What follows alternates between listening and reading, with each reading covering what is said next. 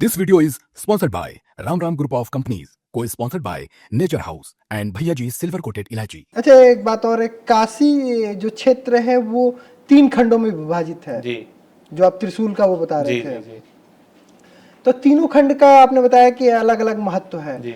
अब जैसे क्या है कि तीनों खंड का एक साथ, जैसे काशी विश्वनाथ के दर्शन से पहले कहा जाता है कि बाबा काल भैरव का दर्शन जरूरी है, जी उनके परमिशन के बिना यहाँ पे दर्शन आप नहीं करेंगे। जी। वैसे भी क्या उन 2 खंडों के बारे में भी कुछ है कि जो वहाँ के ओमकारेश्वर हैं उनके दर्शन से पहले काल भैरव या किसी के दर्शन जरूरी है? जैसे वर्णन पाया गया है कि जो ओमकारेश्वर बाबा हैं और गौरी केदारेश्वर बाबा हैं, इनकी मान्यता मतलब सामान्य बताई गई है, एकदम सामान्य है। इनका दर्शन करिए या बाबा ओमकारेश्वर का दर्शन करिए या बाबा गौरी केदारेश्वर का दर्शन करिए, आपको समान फल मिलेगा। लेकिन लोगों को जानकारी ना होने की वजह से वहाँ कोई जाता नहीं है। अभी हम पिछले दिनों गए वहाँ, तो एकदम बढ़िया अभिषेक करके आए, सब खाली था वहाँ पे। तो वहाँ प्रचार या लोगों की जानकारी का अभाव है। हाँ, जानकारी के अभाव की वजह से वहाँ लोग जा नहीं पा रहे हैं। अच्छा, ये क्यों कहा जाता है कि बाबा विश्वनाथ के दर्शन से पहले काल भैरव से परमिशन लेना जरूरी है? काल भैरव से परमिशन लेना, काल भैरव वहाँ के कोतवाल बताए गए हैं। तो बिना उनके परमिशन से या कहेंगे बिना उनकी आज्ञा से आप काशी में प्रवेश करना ही सही नहीं बताया गया। अगर आप काशी में प्रवेश कर रहे हैं तो पहले उन्हीं से जाके आज्ञा लेंगे, उसके बाद आप काशी में प्रवेश करेंगे, फिर गंगा स्नान करेंगे, फिर बाबा का दर्शन करेंगे। बाबा के दर्शन के बाद हनुमान जी के भी दर्शन जरूरी है? जी, बाबा के जैसे क्या होता है, कई लोग गए, उन्होंने वहां पे काल भैरव का दर्शन किया, सीधे काशी विश्वनाथ का दर्शन किया, बाहर उन्होंने टिकिया खाया और निकल लिए। जी। तो सही मतलब काशी विश्वनाथ के दर्शन का क्या प्रोसेस है कि कहाँ पे आप कैसे पहले आप जाएं, गंगा स्नान करें, फिर आप बाबा काल भैरव के दर्शन करें।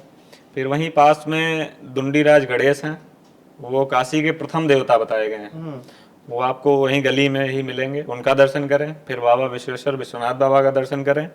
फिर वहां से माता अन्नपूर्णा का दर्शन करें। उसके बाद वहीं विशालाक्षी माता हैं, उनका दर्शन करें। उसके बाद आप संकट मोचन हनुमान जी का दर्शन करें। फिर आप दुर्गा कुंड दर्शन करें, माता दुर्गा का। फिर वहां से थोड़ी दूर धर्म संघ है, वहाँ 108 शिवलिंग है, वहां दर्शन करें। शंकराचार्य जी द्वारा स्थापित मंदिर है वो, वहां दर्शन करें। उसके बाद आपकी काशी यात्रा पूर्ण। मतलब इतना, अगर बस आप अधूरा दर्शन करके आ रहे हैं तो उसका भी यह है कि फल भी अधूरा रहेगा। बाबा विश्वनाथ का दर्शन करने से तो सब फल पूरा ही हो जाता है, लेकिन काल भैरव का दर्शन करना अति आवश्यक बताया गया है, और दुंडीराज गणेश जी का। जी। शास्त्र के अनुसार काशी के कितने नाम हैं? शास्त्र के अनुसार काशी के 12 नाम बताए गए हैं। अच्छा, शिव के बारे में जब भी हम शिव के बारे में देखें तो उनके लिए कहा जाता है कि उन्हें अभिषेक बहुत पसंद है। जी। उनको कहते हैं 1 लोटा जल हर समस्या का हल। जी।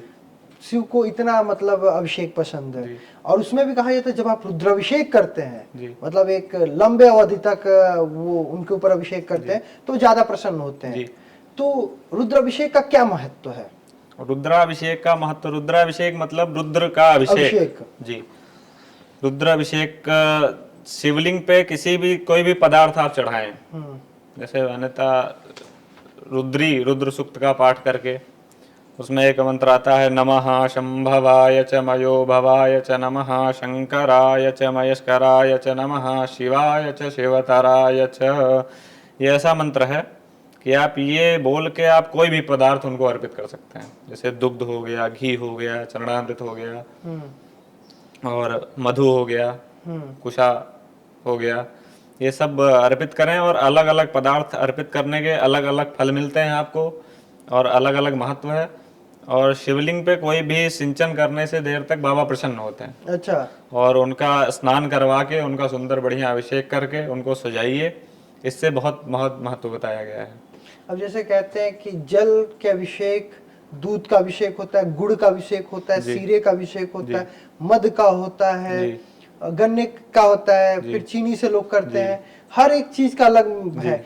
तो वैसे अभिषेक मतलब किसी को अगर हेल्थ इशू प्रॉब्लम है तो उसे किसे करना चाहिए? उसे कुशा से अभिषेक करना चाहिए। अच्छा, कुशा यानी जो कुश होता है उसे पीस के छान के, उसको पीस के जल में मिला के उससे अभिषेक करना चाहिए। अच्छा, किसी को अगर पुत्र चाहिए हो तो?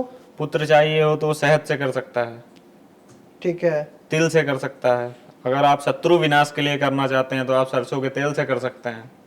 और दूध और जल सर्व मनोकामना के लिए आप इसको कर सकते हैं।